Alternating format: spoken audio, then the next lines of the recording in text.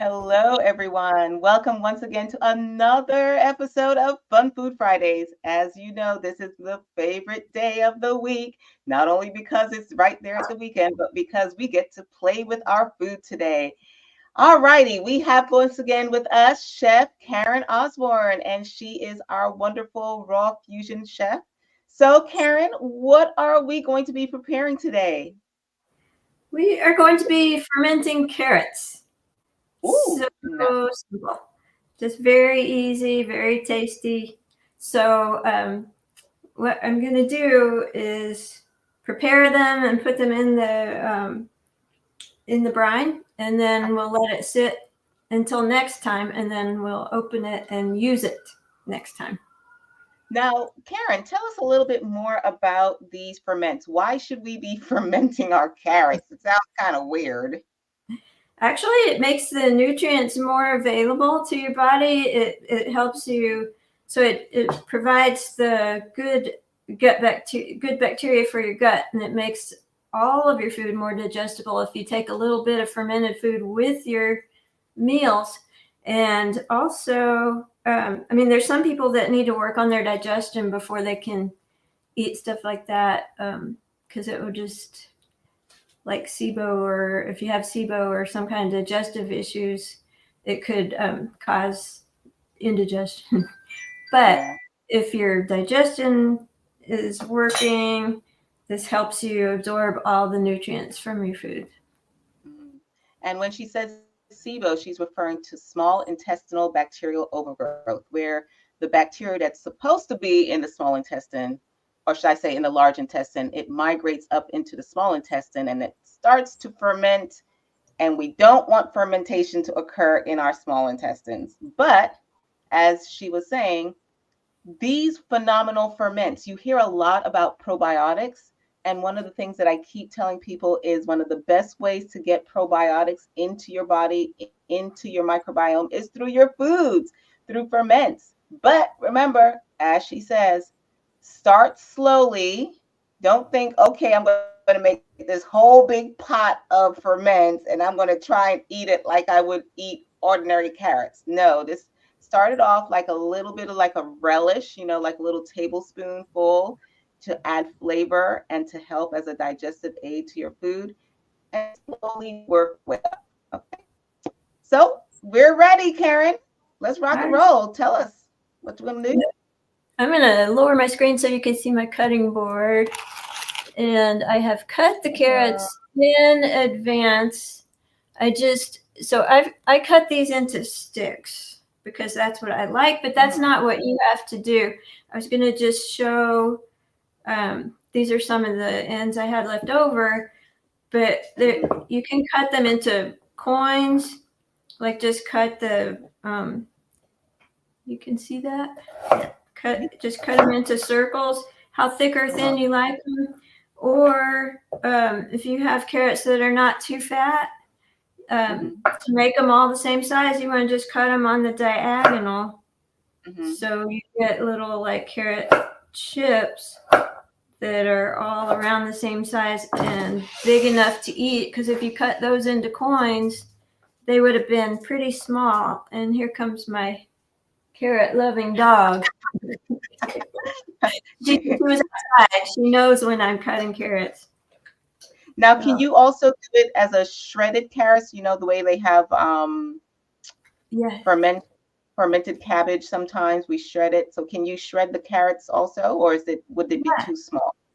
No, that's a good thing to do, especially if you're getting little children to eat it. Mm-hmm. Just put a little handful of shredded fermented carrots on their plate.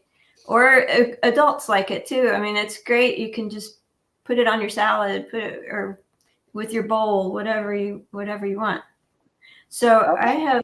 I what the other thing I did in advance is I just heated some water and put some salt in the water. So you want to put like a tablespoon to two, and then just stir it until it dissolves in the water, and then you got to let it cool all the way down before you do what we're going to do. That's why I did that in Okay. advance. So And then the other thing, so you don't have to do this. I'm gonna just cut a little bit of ginger, Ooh, and yum yum. because it gives it a kick. And I mean, Mm-hmm. I like carrot sticks with a kick. Okay, Yeah. so I'm just gonna. I also like to add like a little bit of fennel or cardamom Or or what else do dill, I dill add? is also good. Yeah, dill is good. Yeah. Okay. So I'm So just we're gonna. slicing up the ginger, and again, ginger also adds in terms of helping with digestion. So this is the soup as an Right. antioxidant, anti-inflammatory. Mm-hmm. Yeah. Sorry, you hear my dog barking. He's like, oh yes, it sounds good. It's like she just came through. It's like she wants carrots, but she wants to bark. So, I'm just chopping this really small, and then I'm Okay. going to put them in my jar. Hmm. And you can make as many or as few as you want. I have this nice, I think it's a half-gallon jar. So I'm gonna just put the ginger in the bottom, Okay. and then I'm going to actually. I'm also going to put bay leaves in there because sometimes the salt is going to keep the yeasts and stuff from acting on our vegetables. But the bay leaves are like, oh no.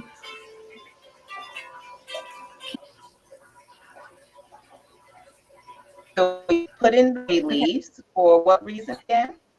Yeah, I'm just going to put a couple of bay leaves in here because they have tannins, and the tannins inhibit an enzyme that would break down our vegetables, like break down the cell wall. So it's going to keep them more firm than if we didn't put it in. But you Oh. really don't have to do that. Other things that you could put in there, if you didn't have bay leaves, grape leaves work. But I don't have grape leaves. I don't usually have grape leaves. Yeah, you could put like a black tea bag in. But what I have is bay leaf, so I just put that in. And then we're going to, you sure don't need to do that if you're not going to ferment them long. So the longer you leave them, the more fermented the more flavor they're Salty. going to get. Oh yeah, yeah, yeah. So what you I did want to not know do, that about the Baileys or the tea bags. I know when I pickle my cucumbers, they tell me to put the tea bag at the bottom, but I was like, I thought it was for flavor. I didn't realize it had another purpose. yeah, that will keep it from breaking down that Oh, rind.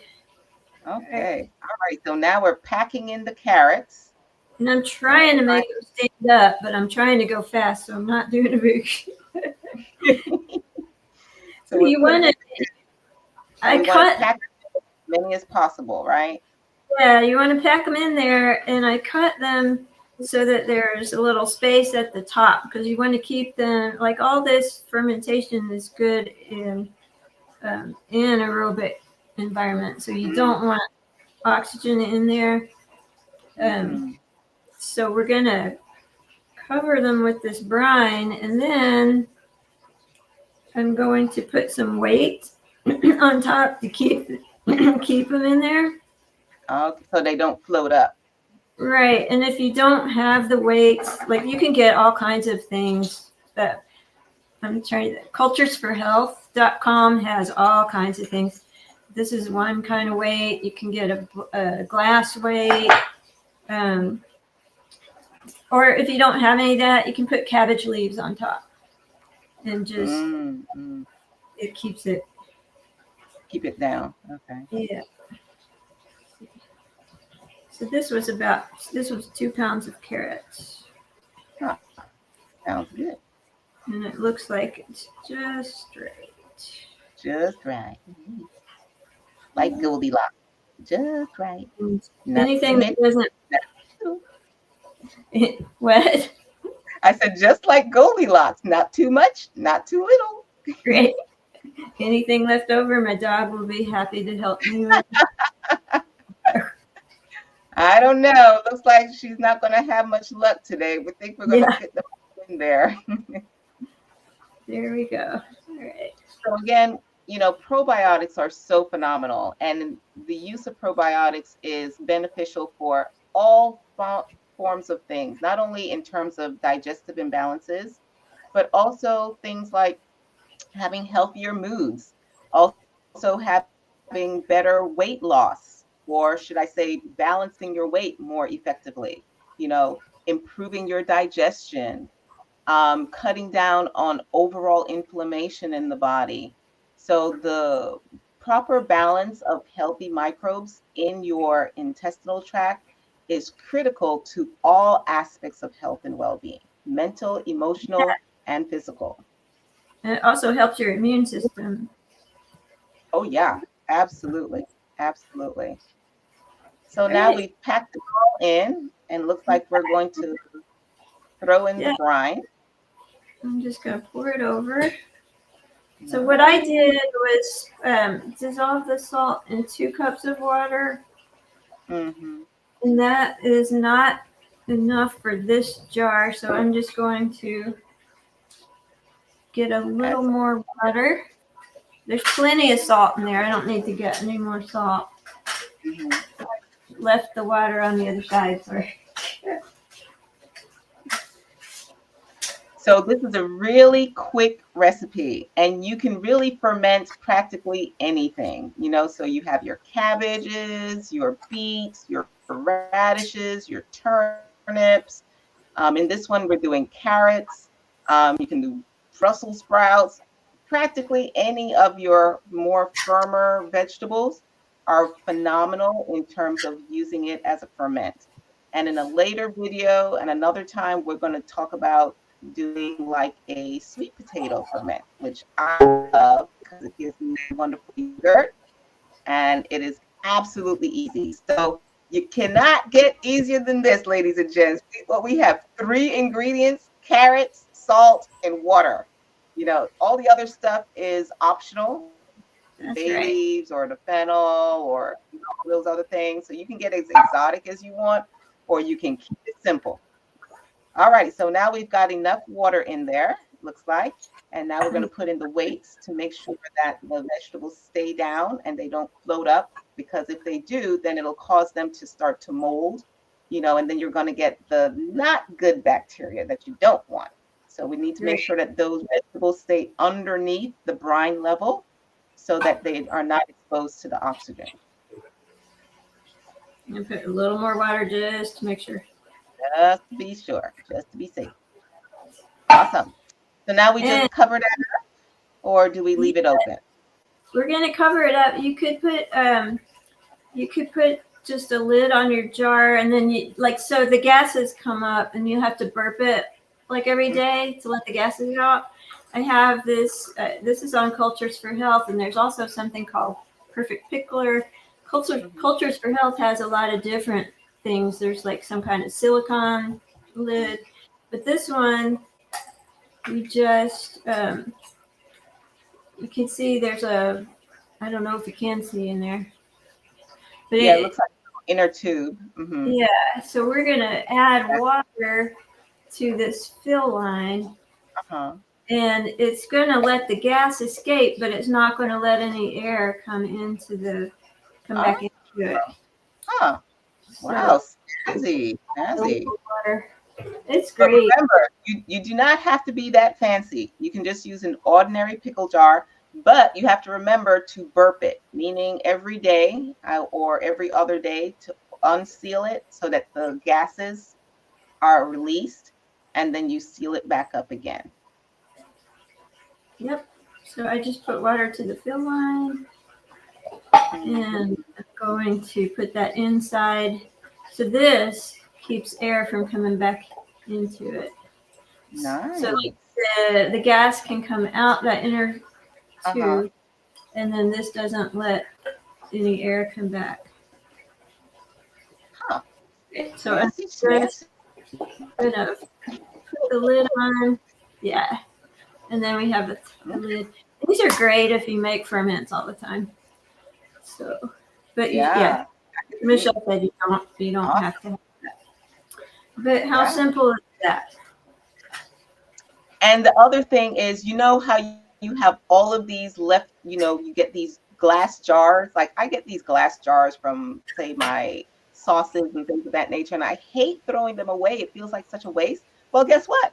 You don't have to throw those glass jars away anymore. You can repurpose them and just have little batches of ferments. You don't have to make a huge ferment batch like what Karen has made. You can just make a little batch of, cabbage ferment, a little batch of beets ferment, a little batch of carrots ferment, you know, and we encourage you to ferment these carrots.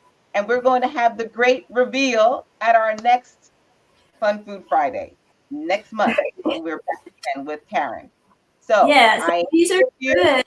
And you can just let these ferment for like up to 2 weeks, maybe 3 weeks. Some people like it 1 week.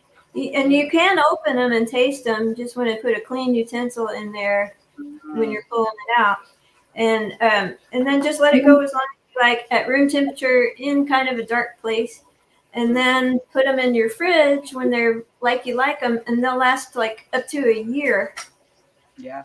in your Yep. fridge. Absolutely. So be sure to try out this recipe. Send us pictures of the ones that you've done, maybe eating it, and let us know, what does it taste like? What would you add if you wanted to make it even a little bit more snazzy? Let us know what your little twist is of this particular recipe. Until next time, my ladies, and if you're watching, gents, have fun with your food. Bye.